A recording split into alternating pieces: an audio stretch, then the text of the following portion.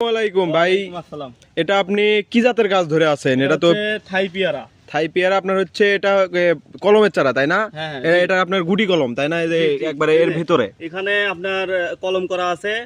এখান থেকে আপনার হচ্ছে এই যে খুব দ্রুত গতিতে আপনার হচ্ছে ইয়ে পাবেন। হ্যাঁ, ফলও ধরেছে দেখতেছি, আবার তো ফল ফুলও পাবেন। আসার কথা এখনো। জি জি, এই যে দেখেন, এই যে ফুল দেখা যাচ্ছে। আসলে ফুলটা খুব ভালোভাবে ইয়ে হয়নি, মানে এগুলো ভেঙে দেওয়া পড়ছে গাছে তো তাড়াতাড়ি তুলে দেওয়ার জন্য। এই যে ভেঙে দেওয়া পড়ছে মনে হয় এগুলা পড়ছে গাছটা ঝাঁকড়ালো হওয়ার জন্য। এমনি হচ্ছে আপনার ফলটা মানে সঠিক গাছটা দিচ্ছেন এই হিসাবে আপনার হচ্ছে ফলটা কিছু কিছু ধরান পড়ছে, সঠিক গাছটা যেন মানুষ পেয়ে থাকে।